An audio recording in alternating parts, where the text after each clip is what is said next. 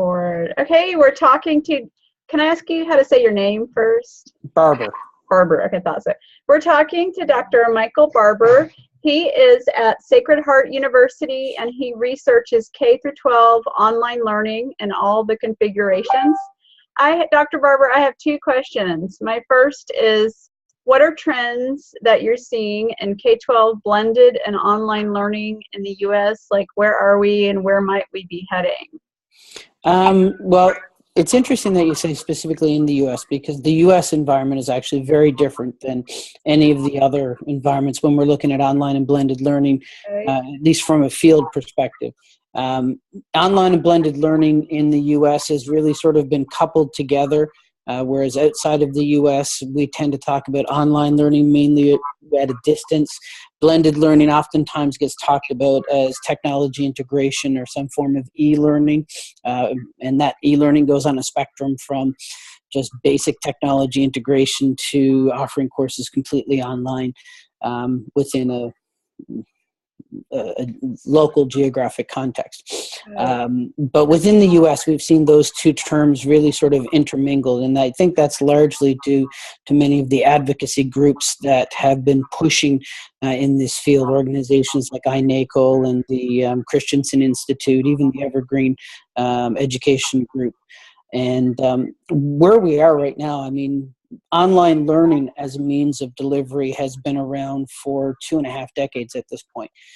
Blended learning, depending on how you define it, has probably been around just as long, although we've really only started calling it that in the past decade. And again, that's largely due to those advocacy groups. Depending upon whose figures you look at, anywhere between about 5 to 6% of all K-12 students are learning in an online environment. That could be as high as up to 14 to 18%, again, depending upon whose statistics you're using there. And it's a growing phenomenon. It's growing considerably. Sorry, I didn't know if you were trying to jump in there. Oh, no, that's huge. That's a big difference, like 5 to 18, wow. Yeah, and I mean, but we do know that it is growing. I mean, if you look, when the first person that bothered to count this was Tom Clark back in 2000, 2001 as part of his State of the States report, and he estimated at the time that there were between 40 and 50,000 students in the United States that were learning at a distance. Even the most conservative estimates right now say that that number is probably somewhere in the 1.5 to 2 million range. So, you know, we've seen a real exponential growth, although that growth, at least with the online component, is starting to level off a fair amount. Part of that is due to regulatory environments. You know, we had a great explosion, a great opening, if you will. At least that's the language that a lot of these neoliberal advocacy groups would use. An opening of markets for, you know, supplemental and in particular full-time programs that are often run by these for-profit cyber charters. Although that tends to be leveling off right now, and what we've seen is a real growth in these hybrid or blended programs in the last few years. One of the difficulties with all of this is that when it comes to student performance in this kind of environment, it's still not a good picture. The research that we have in the supplemental environment tends to tell us that, you know, our best and brightest students will continue to be our best and brightest students. Unfortunately, those students that are sort of the middle of the road students, or more of our at-risk credit recovery type students, they struggle in high numbers in the supplemental environment. When it comes to the full-time environment, even though based upon the best data that we have, these full-time programs tend to over-enroll a higher class of student, a higher ability level of student.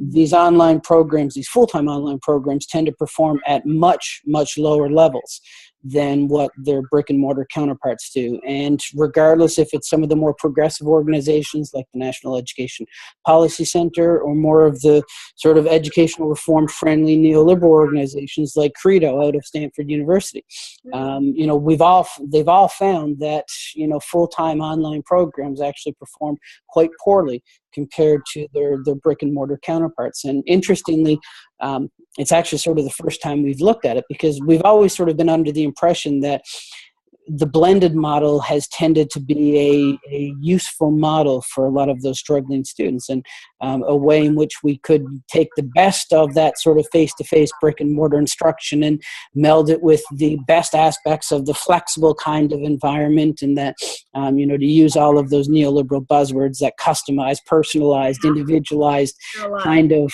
competency-based environment in the online way. But the first time that's ever actually been looked at in a real systematic way was by Gary Murin as part of the annual virtual schooling report that the National Education Policy Center puts out.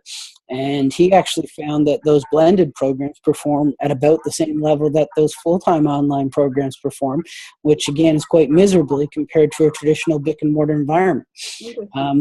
So I think the biggest trend that I see within the U.S. is a growth in these programs, even though they haven't been producing the results that they claim they can. And the only people that are benefiting from it are these advocacy groups and the corporations that are backing them for the most part.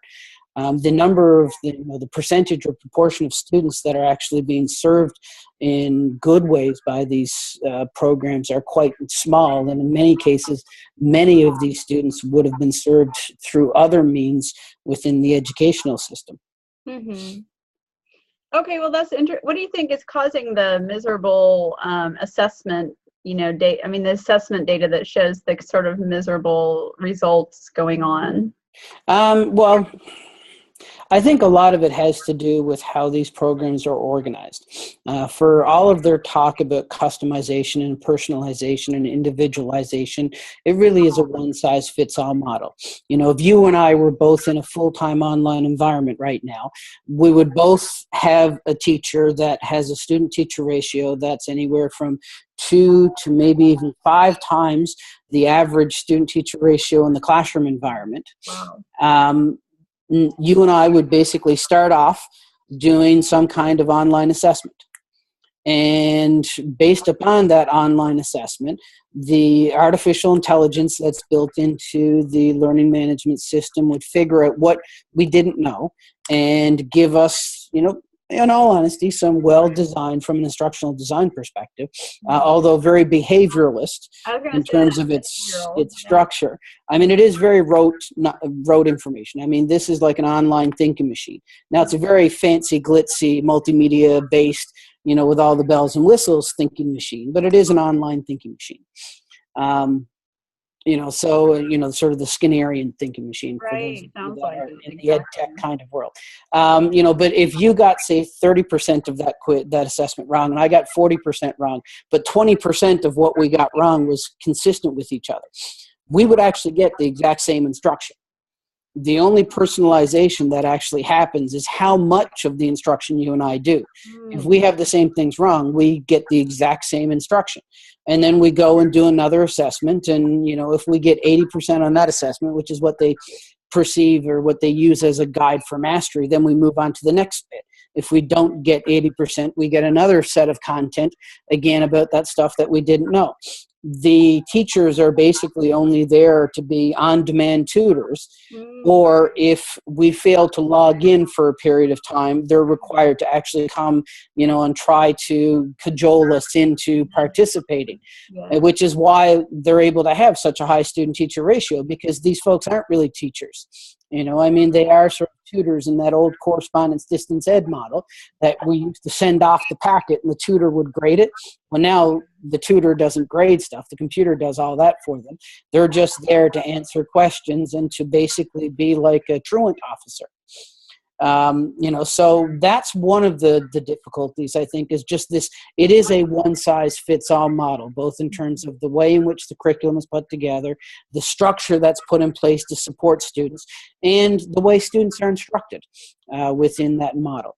And that is really done because most of these blended and full-time online programs are being run by for-profit corporations. And anyone who's familiar with sort of a business cycle, the more widgets you can put through based upon a particular dollar figure, the more profitable you are. Well, within the full-time and blended online, within the online and full-time online and blended schooling environment, the students are the widgets. So the more that they can put through with a single teacher, with a single set of curriculum, with a single support kind of structure, that is very profitable to them. And it's one of the reasons why, like K12 Inc., which is the largest of these companies, it's a publicly traded company on the New York Stock Exchange. You can sort of look them up on the ticker. Their stock number is LRN. And, their CEO, they have about 170,000 students, which makes them, a big school district. We're talking, New York City, LA Unified, that kind of size, but their CEO makes, several millions of dollars. Most of their board members are all making $1+ million.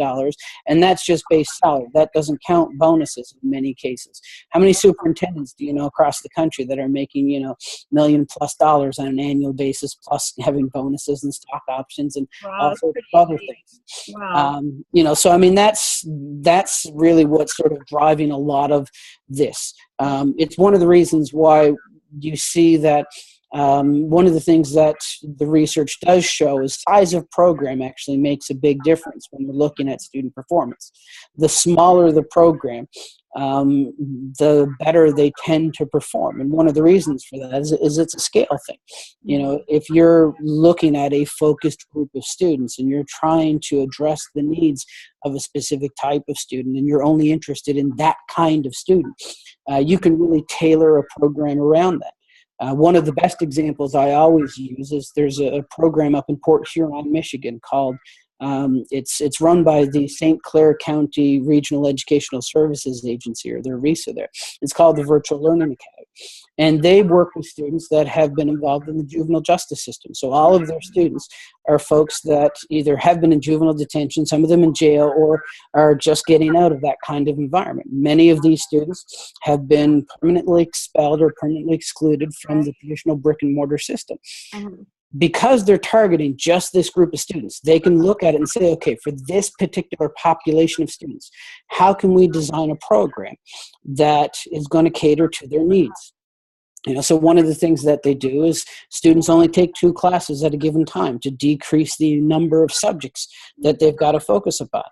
So now they'll still complete 6 or 8 or 10 courses throughout the course of a year, but they're only doing 2 at any given time. And if they finished, say they started off doing like a science and a math course, and on the 3rd of November, they finished the science course, they would then get enrolled into, say, a social studies course. And then maybe on the 2nd of December, they finish the math course, and then they get enrolled into an English course. So they're only having to focus upon 2 subject areas at any given time. They have a structure set up where the school is actually open much longer than what a traditional school would be. The hours I know when they first started, I don't know what they exactly are now, but it was oftentimes, an 8 to 8, Monday to Thursday, 8 to 4 on Fridays and Saturdays. There was always a couple of teachers that were in the building available for students to interact with. The students all had their teacher's cell phone numbers.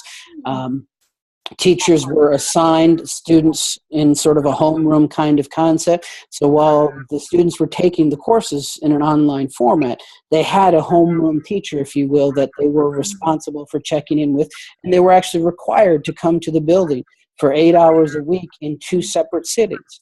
But they basically looked at this particular population and said, how can we design a flexible kind of program that's going to meet their needs, not this one-size-fits-all model that a lot of these cyber charters are using, where they're catering to that high-level athlete that can't go to a brick-and-mortar school because they're traveling for competition, or that student that already has some kind of career, as well as the student who was bullied in school and really just doesn't want to go to a brick-and-mortar environment because of that, or the student that has failed most of their courses 3 and 4 times and are now trying something as an alternative. You can't have one program that caters to those 5 or 6 different types of students. Right. That sounds ideal. Like truly, it makes you wonder what personalized learning means. It depends on who you ask.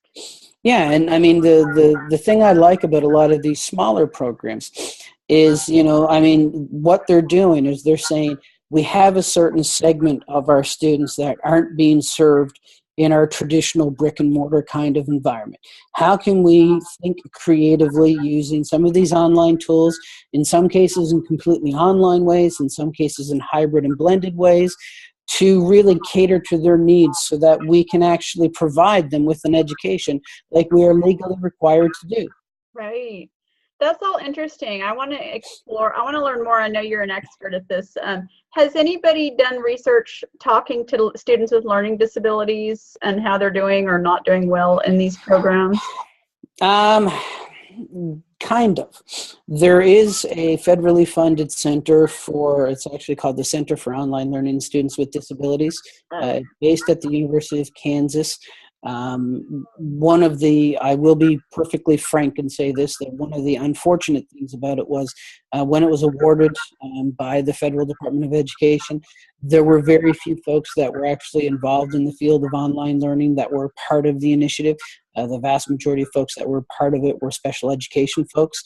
Because of that, much of the work that they've done for the first 3 or 4 years, and it's only a 5-year project, or at least it's only funded for 5 years, but much of the work that they've done has tended to be descriptive and exploratory, oftentimes learning things that those of us that have been in the field already could have told them in a 15-minute conversation. So unfortunately, while there is this center that's available, they have been doing some work, and some of their more recent work is, I think, starting to get at some of the real issues that need to be tackled in that particular area. But for the most part, much of what they've published to date have been things that you could have read from Kathy Kavanaugh or Margaret Roblier or Tom Clark or Elizabeth Murphy or some of those earlier folks in the field, even before I first got involved with K12 online learning. Gotcha. So there's a need. Okay, that's good to know. Well, thank you. And then my second question's a little different. I guess just mainly focusing on more like non-corporate, but public school, maybe just thinking about, because most of our students, nearly all go into public schools, and most of ours just stay in the area, Dallas-Fort Worth. And so increasingly I'm seeing blended learning is more so in secondary, but also in, elementary. What do we need to be doing to prepare pre-service teachers to kind of hit the ground running, like in your opinion? Well, it's actually interesting because there's actually been work that's been done in this area now for almost a decade. Nikki Davis, when she was still with Iowa State University, had a federally funded FIPSI grant that actually was entitled Teacher Education Goes into Virtual Schooling. And one of the things that, sort of in a conceptual or framework way, that she sort of how she structured her particular program was she looked at the idea of, at the time it was just a virtual school teacher, but it applies to both online and blended teachers, regardless if you're in that more corporate model or even in the public school system. It's applicable across the field, I think. But essentially the role of the teacher becomes diffused. In a traditional brick and mortar classroom, I decide, what we're going to learn tomorrow. Now, I've got some, objectives and stuff I've got to cover based on, the Common Core and state standards and, oftentimes whatever textbook the school district has decided to buy into or whatever resources they bought into. But in terms of the actual what happens in the classroom, I'm responsible for designing that on a day-to-day basis. I'm responsible for delivering that on a day-to-day basis. And then I'm responsible for supporting or facilitating the students on a day-to-day basis. When you look at an online or blended kind of model, those three roles really are done oftentimes by three different people. There is oftentimes a specific individual or even a team of individuals that are responsible for designing the asynchronous course content that we use in an online course or in a blended course. Oftentimes teachers just get this stuff. We don't actually create this stuff. Right. There's somebody that actually delivers the instruction either in the room in a blended format, or if it's an online course, there is an online teacher. And then really, the third one is, I think, where most of our teachers need to be, have some facility with, because it's the one that they're most likely to do.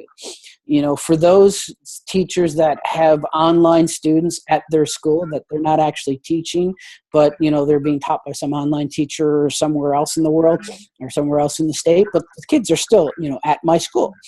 Or I've got kids that are taking stuff in a blended fashion. I still need to be able to facilitate and to support what's going on. I mean, those kids, that we put in the online class, they just don't go into a computer lab by themselves and just sort of expect to learn. We need to have some sort of school-based kind of support. Oftentimes it's called a mediating teacher or mentor teacher. Some places it's called a virtual school facilitator. But each of those three roles requires, different skill set. And, I think for both our pre-service and our in-service teachers, I think we should give them a little bit of both, but a lot on the third. I think our pre-service and in-service teachers that we're working with, I think they should know how not just to evaluate and curate online content, but I think they should have some senses how to create online content on their own. Because while there's a lot of good resources out there, there's oftentimes something about it that just doesn't, address everything that you need. And if they could only do one other thing with these three things I found, it would be perfect. So we need to be able to give our teachers the skills to be able to design that little bit that's missing. So when they curate the other things, it's sort of a complete package for them. We do need to teach our in-service and pre-service teachers how to teach online or teach in a blended format. Not all of them teach in this way, but many of them will. And it gives them an opportunity to decide, if that's something they're interested in. Central Florida University for a long time has actually allowed their students to actually, it's almost been a decade now, where they've allowed their students to actually do an online student teaching with the Florida Virtual School. It's a partnership they've developed. And one of the interesting things, they survey all of the teachers, or the pre-service teacher candidates, I guess, at the end of their student teaching experience. And for those that have done an online experience, one of the things they ask them is having taught, student taught online, is this something that you might think, you'd like to do for your career? And it's interesting because invariably, about a third of them say, yes, if I had the opportunity, this is the only way I would teach, and I would be happy to do this for the rest of my career. About a third of them say, well, yeah, I could see myself doing this, but I also enjoyed my face-to-face student teaching. So, I'm happy to go wherever I can get a job kind of model. And about a third of them say, no, I would never teach online. You couldn't pay me enough to teach online, which is interesting because, it gives our teacher education candidates, a really sort of good, metacognitive awareness of, both the strengths and the weaknesses of, and the differences, between teaching in an online environment and teaching in a face-to-face environment, and allows them to sort of get a sense as to, is this something that I might like to do? Yeah, you never know. Yeah. And then the third thing that I think, and this is really where we need to focus, I think, our attentions for, preparing people to be able to deal with the online and blended environment, is that facilitator role, that mentor role. Right. There's a lot of good work being done in this area. The initial work that Nikki Davis did as part of that teacher education goes into virtual schooling initiative. There's a group up in Newfoundland, Dennis Mulcahy being one of them, that has been at Memorial University of Newfoundland that have been looking at, they use the term mediating teacher there. There's a fair amount of research coming out of New Zealand looking at the role of the E-Dean, which is the term that they use for that school-based mentor. And most recent, UNC Chapel Hill had a IES grant as part of their National Research Center for Rural Education Support. It's like, I can't remember her first name now, but her last name is Delavere. Matt Irving and Wally Hammond were part of that initiative. But they were looking again at that role of the virtual school facilitator. And then most recently, Jared Borup and the work that he's been doing with initially with his dissertation and Mountain Heights Academy in Utah, but more recently with the Michigan Virtual Learning Research Institute. They've been doing a fair amount of work looking at, and they use the term virtual school mentor in Michigan. But, so there's a lot of resources that have been built from these various initiatives. When you're looking at sort of those three roles of the teacher, it's probably the one that's got the most research available, which for us is a great thing, because, one of the difficulties for a lot of what we do with K12 online and blended learning and teacher education is we don't have that much research to guide a lot of the things that we're trying to put together. That idea of how do we prepare our pre-service and in-service teachers to be able to perform that facilitator or that support role. That's one area where we actually have a bit of research that can help guide what we do with, essentially the skills and knowledge and abilities that we provide our, candidates with. Mm-hmm.